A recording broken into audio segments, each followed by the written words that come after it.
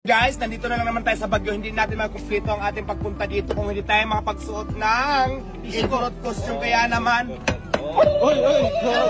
Pero bago tayo magpatuloy, ako pa ay humihingi ng isang like, isang share at isang subscribe para lagi kayong updated sa aking ilalabas na video.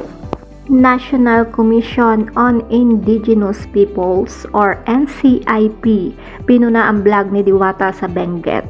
Paggalang sa kulturang igorot, dapat bigyan ng pansin. Narito na nga at mainit na usap-usapan ngayon ang controversial na vlog ng social media personality na si Deo Jarrito Balbuena o mas kilala bilang Diwata matapos nga itong punahin ng National Commission on Indigenous People or NCIP.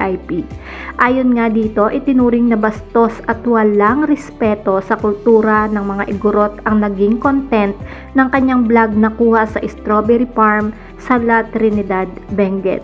Sa nasabing video, makikita si Diwata na suot nga ang katutubong kasuotan ng mga igorot, ngunit pinartneran niya ito ng kilos at galaw na itinuturing na hindi angkop at nakakasakit sa damdamin ng Indigenous Cultural Communities or ICCs at Indigenous People or IPs. Bukod nga guys dito, tinawag pa niyang costume ang kasuotan, isang terminolohiyang binabaanat ng maraming netizen dahil binababa umano nito ang kahalagahan nga daw ng tradisyonal na kasuotan ng mga katutubo. Isa nga guys na pahayag, sinabi ng NCIP Cordillera na ang ganitong uri ng kawalan ng paggalang sa kultura ng mga IPs ay isang malaking hamon sa pagsisikap ng gobyerno na baguhin ang pananaw ng publiko tungkol sa mga katutubo. Ang insidenteng ito ay nagpapakita ng patuloy na hamon sa Information and Education Campaigns o IECs na naglalayong baguhin ang maling pananaw ng mga Pilipino tungkol sa ICCs/IPs. Ang mga kampanyang ito ay nagsisikap na burahin ang mga maling pananaw at stereotype na matagal nang nakatanim sa isipan ng maraming Pilipino.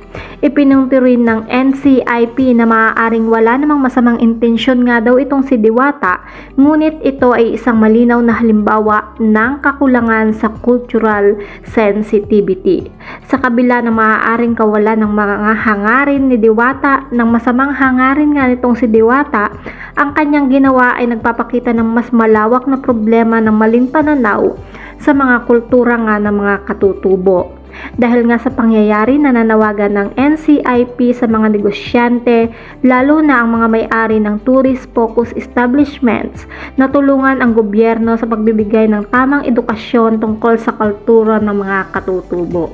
Ang isyong ito nga daw ay isang paalala sa lahat ng content creators, influencer at turista na maging maingat at respetado sa pagtrato sa kultura ng ibang lahi o grupo.